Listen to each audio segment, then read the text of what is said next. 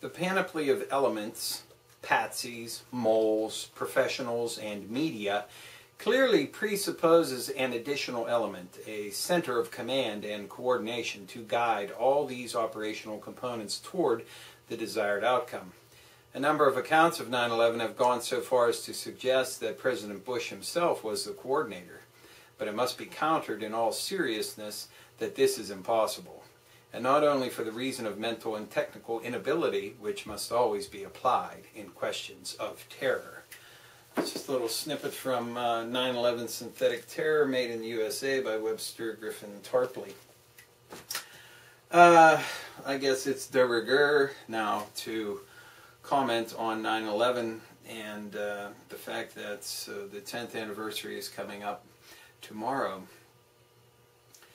And I don't know whether I've actually done a single video about 9/11, 2001, and the actions that happened that day and the aftermath thereof. So perhaps this is a good time to do that.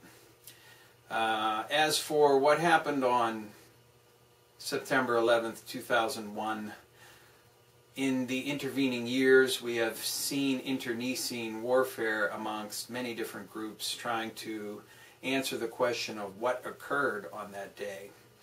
And we have seen theories that have run the gamut from the official government conspiracy theory, which one needs to always stress that the government answer to 9/11 is a conspiracy theory. And that is that 19 Muslim hijackers hijacked planes, crashed them into World Trade Center 1, World Trade Center 2, nosedived into a field near Shanksville, Pennsylvania, and flew one of them into the Pentagon. Now, there have been the countervailing theories that say, some say that the planes didn't hit anything, that they were holograms or something to this effect, and that whatever hit the Pentagon was not a plane but it was a missile, and that the destruction of the World Trade Center towers could not have been accomplished by the planes hitting them, and this had to be a controlled demolition or space-based energy weapons, or a mini nuke, or some kind of fusion device. There are all kinds of questions about the mechanisms by which this was supposedly undertaken. And if it's not Muslim hijackers, who was it that was ultimately behind 9/11? Was it elements within the United States government? Was it the Israeli Mossad? Was it the Crown, as is alleged by Abel Danger? You might want to check them out for a little different perspective on what may have happened on September 11th, 2001. And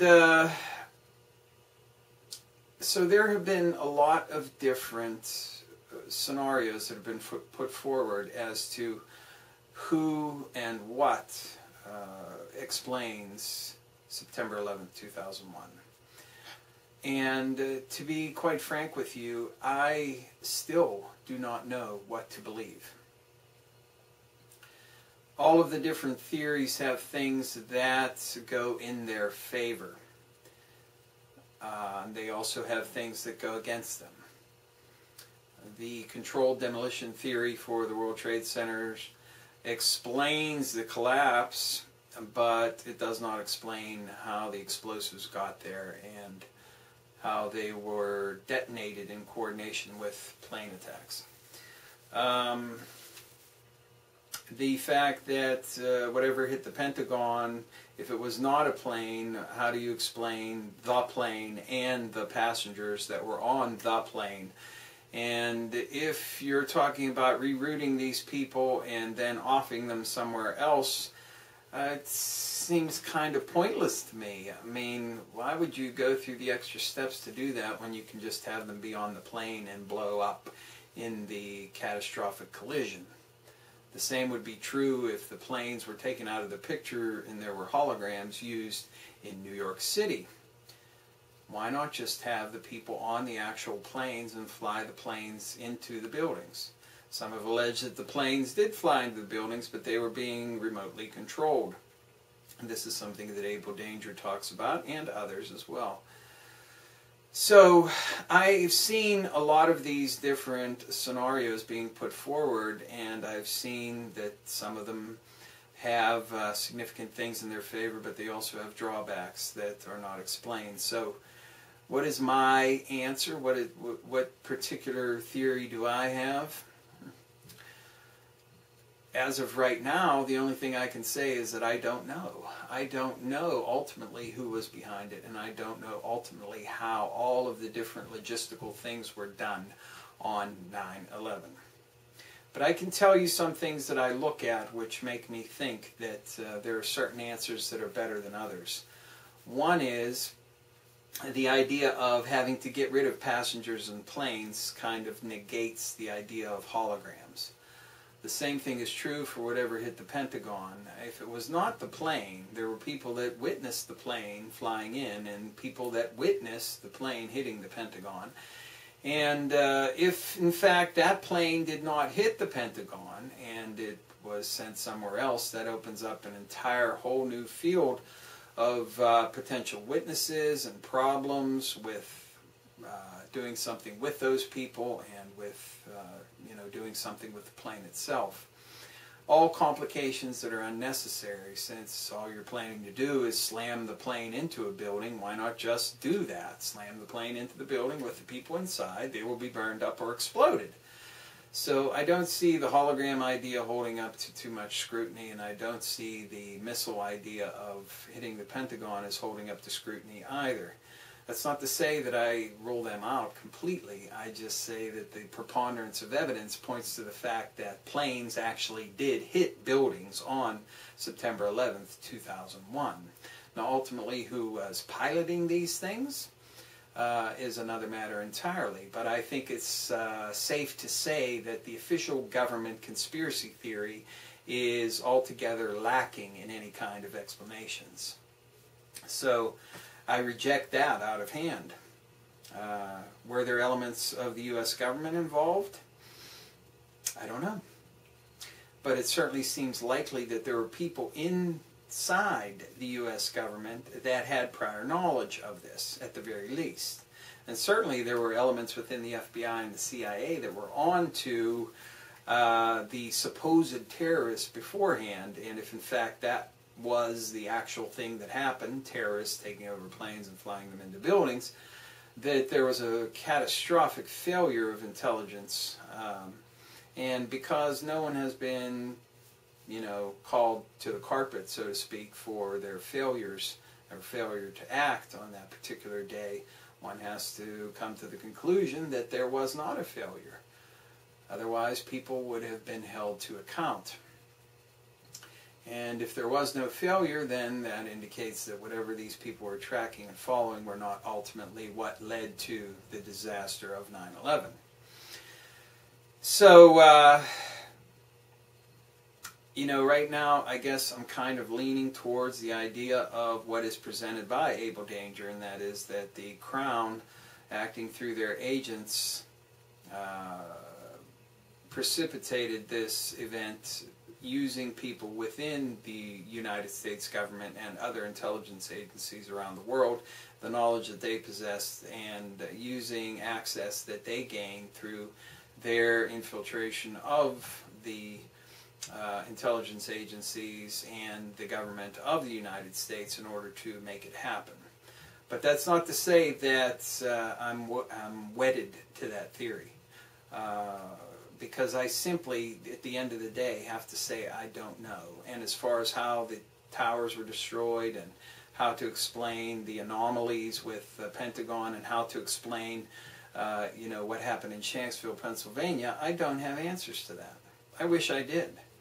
But what we're looking at is the JFK of a new era, and we're decades removed from JFK, and we still do not have a definitive answer, and it's my belief that we never will. And this is the same that will hold true for 9/11, that we are never going to have a satisfactory answer that explains everything. It's simply not going to do it. And that's really what I feel. I feel that all of this information is embargoed, and what we have had is we have had a systematic leaking of information on various fronts that allow the support of many different theories so that people can be bound up with the idea of who and why and what, rather than looking at the event itself and moving on to the idea of what has been done since then. What we've seen in this country is the implementation of a very 1984-ish surveillance society. And the more you look at George Orwell, the more you have to come to the conclusion that what he was telling you in 1984 was the exact plan of what is meant to be in the future. And we've seen the imposition of a virtual police state in this country, and I think people kind of scoff at this still in some respects, that they don't realize just how much of a police state we have become. And there are a lot of people that still cling to the idea that we have freedoms and liberties and we still have the supposed Constitution. But in actual fact, so many of our civil liberties have been eroded away, and any protection that you had from the supposed Constitution is purely conjectural at this point in time. So, with the imposition of the police state in light of this, with the advent of two wars in the immediate aftermath of 9/11, that is Iraq and Afghanistan, and the continued expansion of this, what we have seen is the beginning of World War III, with 9/11 as the catalyst. And World War III has begun. We've been involved in this since the so-called War on Terror has started. And this war on terror is an endless war, and it's exactly what is portrayed in 1984, with the nation constantly being at war with a specified enemy, and that enemy could change as time goes by. And just because we do not have any other really big players involved in this war now does not make it any less World War III. It's only a matter of time before these people are drawn in. So, you know, looking at it from that perspective and seeing that it's a cycle of death and destruction and all of the other things that we've seen when it comes to civil liberties being decimated in this country, and the murder, killing, and destruction of people around the world in wars that should never have been fought and should be ended immediately, one could be left to wonder that perhaps what we saw with 9/11 was a massive sorcerous act, an act of sorcery, and that what was perpetrated on that day was the fulfillment of a ritualistic requirement in order to propel the world into a new era that is dominated by evil sorcery. And I don't rule that out either as a possibility for what occurred on that day. Certainly there was a huge sacrifice of lives on that day. And if sacrifice means anything, it certainly has a meaning for rituals and in sorcery. So, is that all the legacy of 9/11? No. We still have a vast, unaccounted for amount of gold and silver that were stored underneath the World Trade Center complex, and we also have unaccounted for Federal Reserve gold, which may or may not have been moved. And I believe that this is being held in abeyance, and it serves as an amount of gold and or silver which is in effect unaccounted for, removed from the market, which can at any moment be put into it. And that is why, one of the strongest reasons why I believe the gold and silver market are completely manipulated and are in fact in a bubble, especially gold. gold much more so than silver. Because in effect, we have massive amounts of gold that are sitting out there that do not exist according to official records. Never been accounted for.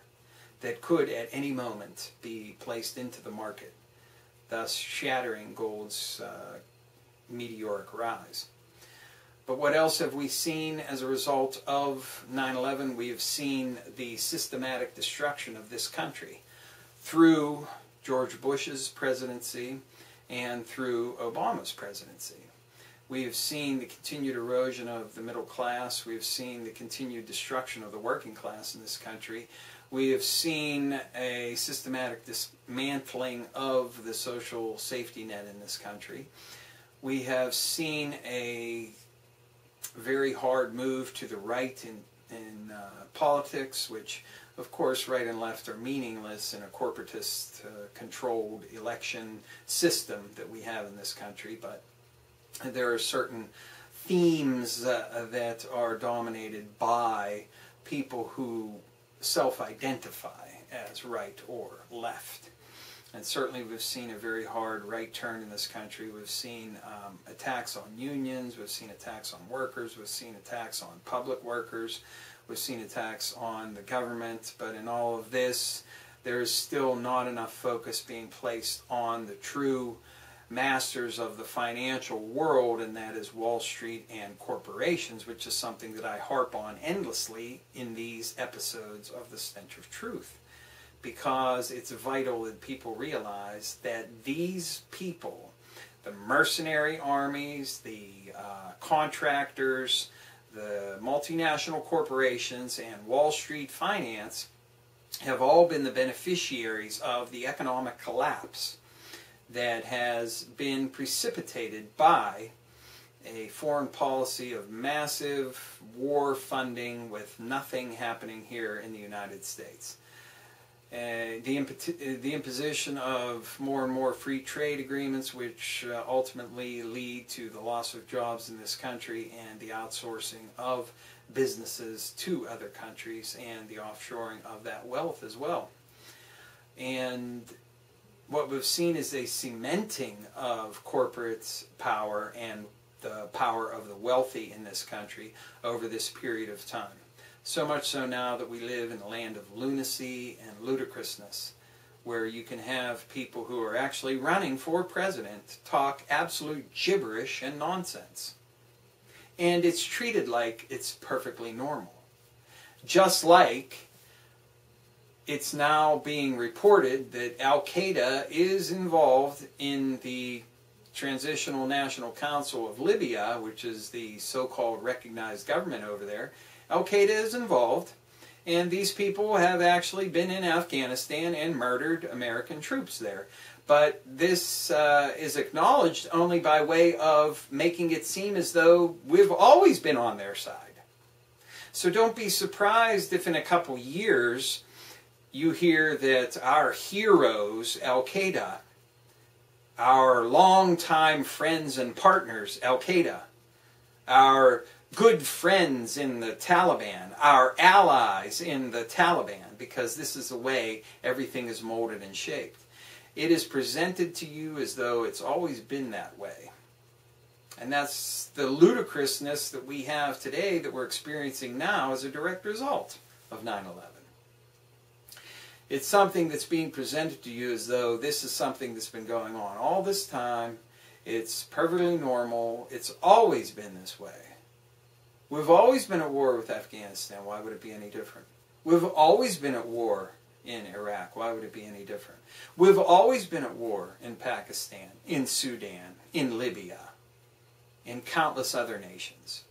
We've always been at war. And we always will be at war. Because there's no intention to remove any of these troops from any of these countries. It's just going to get broader and bigger, and more countries are going to be involved over time, until eventually you will have a worldwide war. And that's the end result. So, was it a sorcerous act? Absolutely. Was it an economic act? Absolutely. Was it an act of terrorism? Absolutely. But who were the terrorists?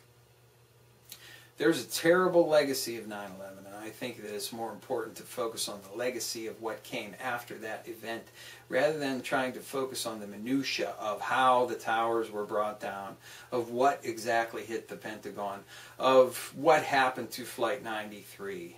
Well, I can tell you that that let's roll bullshit is bullshit, in my opinion. So as far as passenger revolt goes, you can chuck that right out the window. Was 93 shot down? Was it slammed into the ground by the hijackers, as we're told by the official conspiracy theory? All of these things are important questions, I grant you, but the answers are not so important as what we've seen in light of 9/11 and what has come as a result of 9/11. And that is a complete and utter destruction of anything that was left good in this country. And the cementing of power by people who are at the upper tiers of the most wealthy, the corporate elites, multinational corporations, and finance capital through Wall Street. And that's the legacy of 9/11. And that is where people should focus on when we remember 9/11. Remember the sacrifice of the first responders. Remember the sacrifice of the people who died on that day. And remember the terrible tragedy that it was. But rather than trying to pick apart everybody's theories about what happened and how and why and all of these different things, we should focus on what has become of this country in light of 9/11, and it has been entirely bad in every single way. We have been dragged down into the mud pit of history as a result of this. And I think that's the most important thing to focus on from this day going forward. Thank you. Good night.